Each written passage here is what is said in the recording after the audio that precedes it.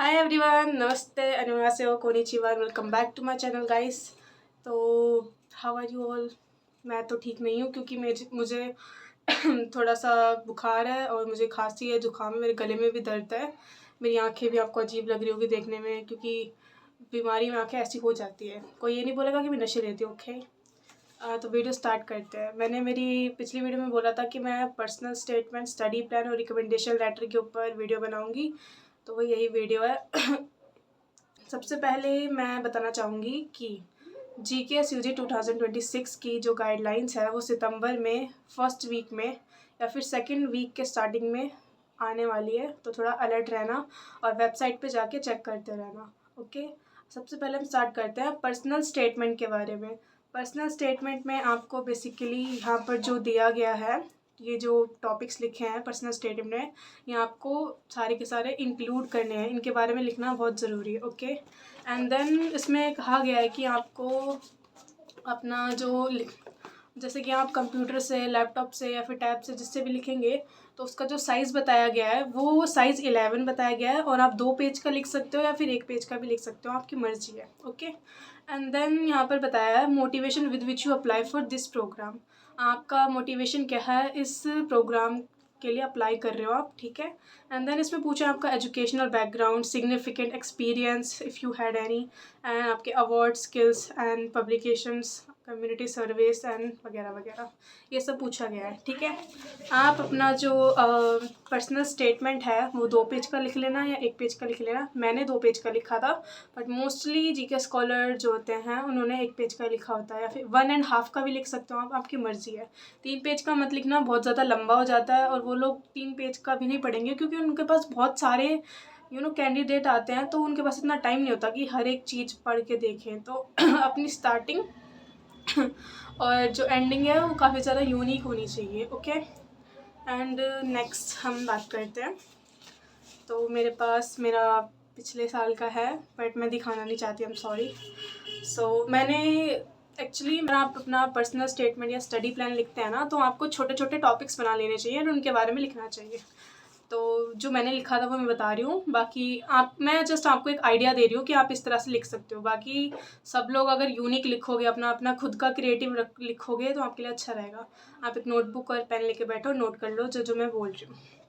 सबसे पहले personal statement में आता है इंट्रोडक्शन। इंट्रोडक्शन बहुत इंपॉर्टेंट होता है और आपको ना काफ़ी ज़्यादा बिल्कुल स्ट्रॉन्ग जो स्टार्टिंग होती है ना वो करनी चाहिए, बिल्कुल आई कैचिंग, कि लोग पढ़ते ही ना दीवाने हो जाए कि बस ये बच्चा बहुत होशियार है पढ़ने में और इस बच्चे को स्कॉलरशिप मिलनी चाहिए।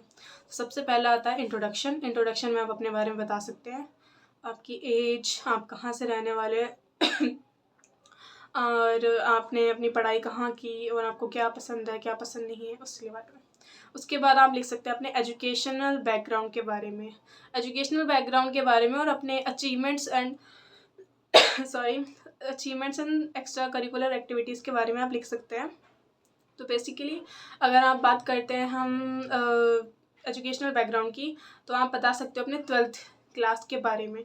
आपने 12th में क्या लिया, आपके फेवरेट सब्जेक्ट्स क्या थे, और आपके पास कौन कौन सी स्किल्स है, आपने किन किन एक्स्ट्रा करिकुलर एक्टिविटीज़ में पार्टिसिपेट किया, आपको क्या फ़ील हुआ वो उन अवार्ड्स को जीत कर, एंड वगैरह वगैरह। अगर आपकी कोई हॉबी है आप हॉबी भी लिख सकते हैं अपनी।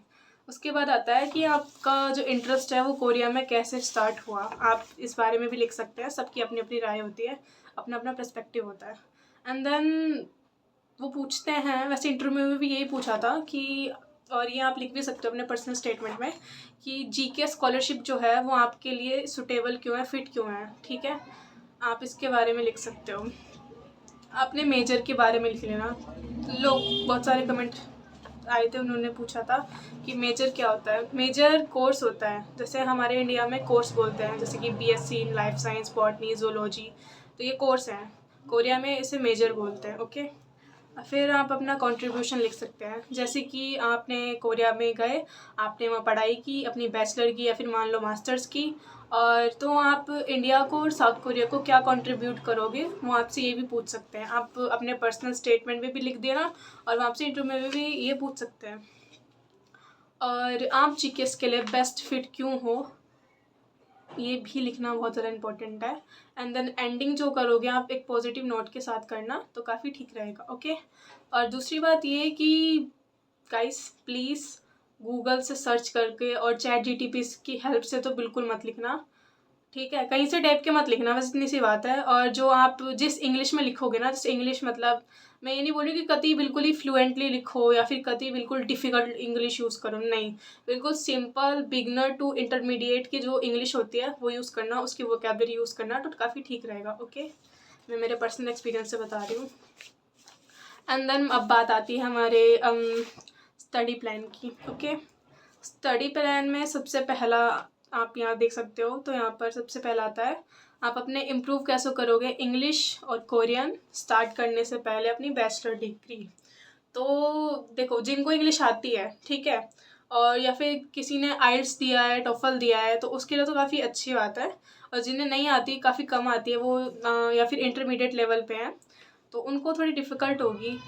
तो आप कैसे अपनी इंग्लिश अच्छी करोगे और कोरियन अच्छी करोगे, ठीक है, वहाँ पर जाकर या फिर यहाँ पर रहकर, ठीक है, आपको उसके बारे में लिखना है। गोल ऑफ स्टडी में आप अपने मेजर के बारे में लिखोगे कि आप वहाँ क्या पढ़ना चाहते हो, क्यों पढ़ना चाहते हो, उससे पढ़ के आपको क्या मिलेगा और इस फील्ड में क्या क्या स्कोप है, और एक्सेट्रा एंड एक्सेट्रा, ठीक है।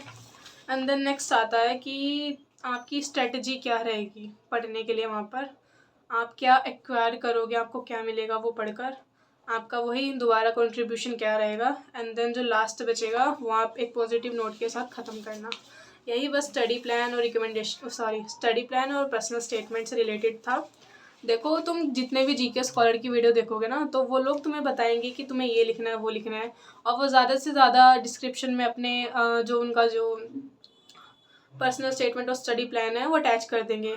आप उन्हें उससे जाके आप देखोगे, और ये बिल्कुल ये मत करना कि ये लोग वो लोग भी यही बोलते हैं सेम, कि प्लीज़ कॉपी मत करना, अपना खुद का लिखना, कि आपके अंदर कितनी क्रिएटिविटी है, कितना आई कैचिंग आप लिख सकते हो, उस तरह से। ओके, टेपना मत कहीं से भी। पहले तो आपका जो जीकेएस का सिलेक्शन है, मुझसे बहुत सारे लोगों ने पूछा था कि वो कैसे डिपेंड होता है, मतलब क्या क्या किस चीज़ पर डिपेंड होता है। तो मोस्टली लोग बोल रहे हैं कि दीदी मेरे 12th में इतनी परसेंटेज आई है, तो मैं क्या, मुझे स्कॉलरशिप मिल जाएगी, मैं एलिजिबल हूँ।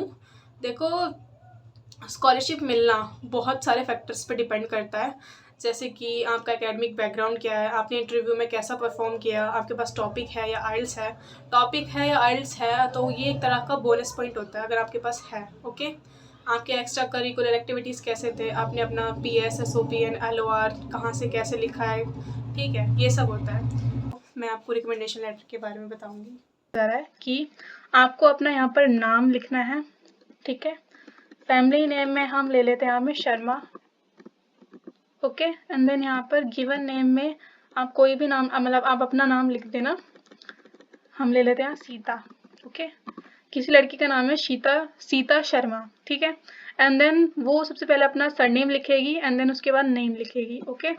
सरनेम लिखेंगी एंड देन अपना नेम लिखेगी। उसके बाद आपको क्या करना है, कंट्री ऑफ सिटीजनशिप में आप यहाँ पर इंडिया लिखोगे, अगर आप बांग्लादेश है बांग्लादेश लिखोगे, अगर आप पाकिस्तान से पाकिस्तान, आप जिस भी कंट्री से हो वो नाम लिखोगे।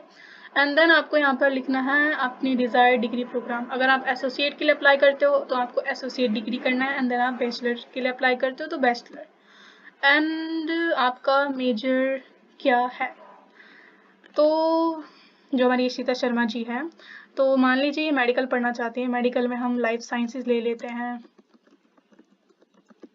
ठीक है। और साइंस वालों के लिए हमने ये ले लिया मान लो। अगर या फिर हमारी जो सीता शर्मा जी है वो कॉमर्स बैकग्राउंड से है, तो वो बिजनेस एडमिनिस्ट्रेशन करना चाहती हैं, तो वो BBA लिख देंगे।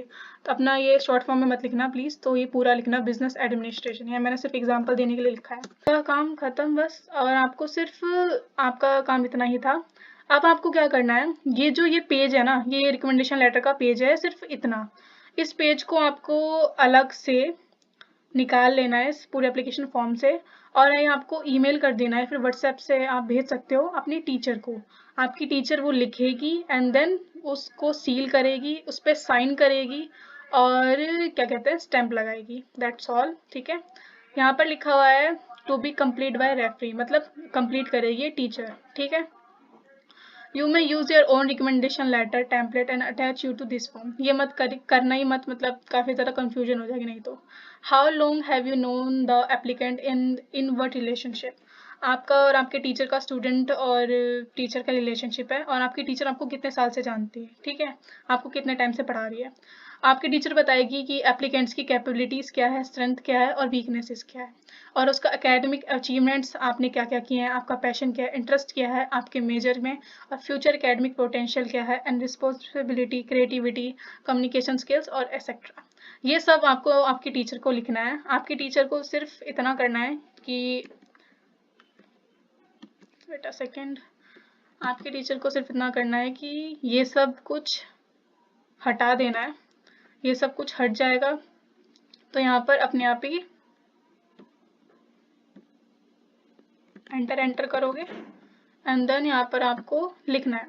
यहाँ से यहाँ पर आपकी टीचर लिख सकती है।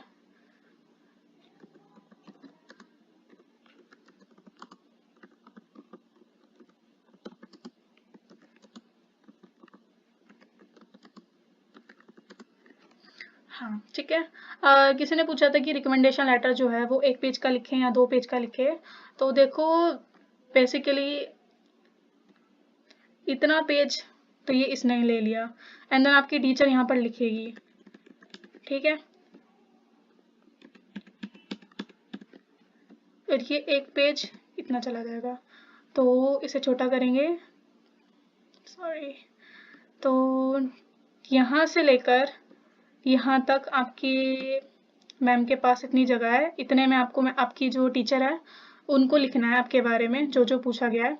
एंड देन नेक्स्ट पेज पे आपके टीचर का यहाँ पे नाम आएगा, आपके टीचर के सिग्नेचर, जिस डेट पे उन्होंने लिखा है, आपके स्कूल का नाम, आपकी टीचर की पोजीशन या टाइटल, वो क्लास टीचर है, केमिस्ट्री टीचर है, या फिर सीबीएसई इंचार्ज, या फिर प्रिंसिपल है, जो भी है आप जिससे भी लिखवाना चाहो। मैं तो बोलूँगी आपके जो सब्जेक्ट टीचर है, आपको जो 12th में पढ़ाया, कि जिन टीचर ने पढ़ाया है उनसे लिखवा लो, अपनी क्लास टीचर से लिखवा लो, और किसी से मत लिखवाना। कोई बोल रहा था कि मैं 10th क्लास की टीचर से लिखवा लूँ, बिल्कुल भी नहीं। आपके स्कूल का एड्रेस आ जाएगा, जिप कोड, आपकी टीचर का टेलीफोन नंबर, मतलब phone number, and then email, ठीक है। और यहाँ पर यही लिखा हुआ है कि जिस भी रिकमेंडेशन लेटर में जैसे इन्वॉल्व में डाला, एंड देन अगर उस पर साइन नहीं है, ठीक है, उसको मतलब ये लोग एक्सेप्ट नहीं करेंगे, तो साइन करवाना मत भूलना। अपने रिकमेंडेशन लेटर को बंद करने के बाद जो पीछे पीछे वाला वो होता है ना, फ्रंट और बैक, जो बैक होता है उस पर सिग्नेचर करवाना है, वहीं पे स्टैंप लगवा लेना, स्कूल का काम खत्म तुम्हारा, ओके। तो इसे देखने के बाद आपको रिकमेंडेशन लेटर कैसे लिखते हैं वो पता लग गया होगा। Fighting, you can do it guys.